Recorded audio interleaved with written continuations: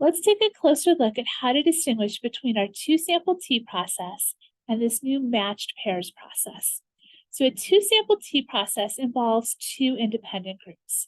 So since those groups are independent, they can actually be two different sizes. So one group could be, say, 20 people, and another group could be 35 people. So right off the bat, if those groups have different sample sizes, automatically you're going to use a two-sample t. If both of the columns of data are the same size, your sample sizes are the same, then you have to do some more thinking. You have to look and see, is each group independent? So I really have a list of one group of people with their data values, and then a separate group of people with their list of data values.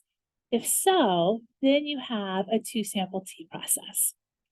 The other thing you can have if you have two columns of data is a paired t process. So you have to have matched pairs or dependent groups there. You have to have two columns with the same amount of data. So in other words, that sample size has to be the same in order for it to be a matched pairs. Often you'll see this arise if it's like a before and after. That's a really good example of a matched pairs. But in some way, they have to tell you how these data values are related to each other. Because you should have one subject, generally speaking, with two data values in order to be in a paired t process.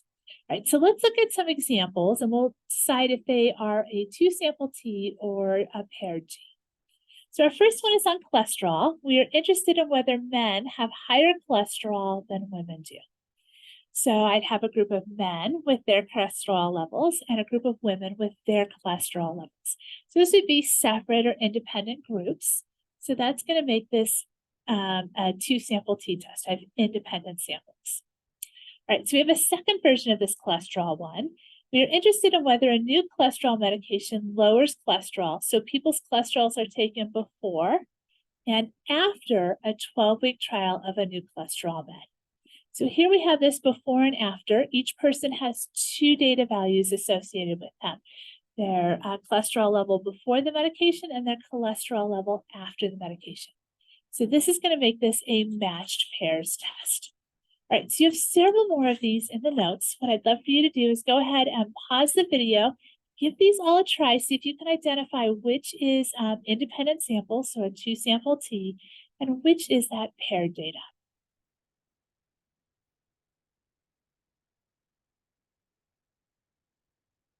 All right, so hopefully you gave those a try. Let's go ahead and look at the rest of these. The next one's on scholarships. So we're interested in whether athletes are admitted to Western with a lower high school GPA. So we obtain a random sample of 40 non-athletes admitted to Western and their high school GPAs. And then we get a random sample of 40 athletes admitted to Western and their high school GPAs. So these are two separate groups. I would have a list of non-athletes and a list of athletes, and I would pick some from each of these. And even though it is the same size, this is two independent samples. So if I was working with this data, I would want to use a two-sample t process. All right. An instructor wants to compare student scores on the midterm and final exam. She obtains a sample of students and records each student's midterm exam score and their final exam score. So this one, for each person on that list, we're going to have two values of a score from the beginning of the semester or from their midterm, and then a score from their final. So this is going to be a matched pairs. A business is looking at adding assertiveness training to its leadership program. To measure its effectiveness, 10 employees are given a test at the beginning of the course and again at the end. A high score on the test implies high assertiveness. Are people more assertive after taking the class? So again, this one has that before and after flavor. So this is going to be a matched pairs. All right, next example. Choose 10 pieces of farmland throughout various regions of Colorado. Plant half of each plot with sweet corn and the other with standard corn. Compare the sugar content of both varieties of corn to see if they differ. So this is going to be a matched pairs. And the reason for that is that each plot of land, so like plot A, is going to have a sugar content for the sweet corn and a sugar content for the standard corn. So I have two data values for each piece of land or each plot. Okay, and it's fairly reasonable to assume that these plots are similar. And so cutting them in half and planting them half with one and half with the other would be fair for comparison for the most part. So this is a matched pairs, not a before and after, but it is still a matched pairs. Toothpaste. So suppose researchers want to compare toothpaste with and without tartar control. In order to make the comparison between individuals who are similar as possible with respect to background and diet, they obtain a sample of identical twins. One of the twins is randomly assigned to brush with tartar-controlled toothpaste, and the other is going to brush with regular toothpaste of the same brand. So this one is also cleverly disguised as a matched pairs. Okay? And the reason for that is that we're pairing these twins up. So we're saying that these guys are genetically similar in the ways that would matter for this research. And so therefore I can assign one to one type of toothpaste and the other to the other type of toothpaste. And so then my pairing is going to be on those twins. So this is another matched pairs. And then to examine the effects of physical exertion on the memory of a witnessed event, researchers randomly divided police officers into two groups. One group completed a high-intensity physical obstacle course, and the other did no exercise.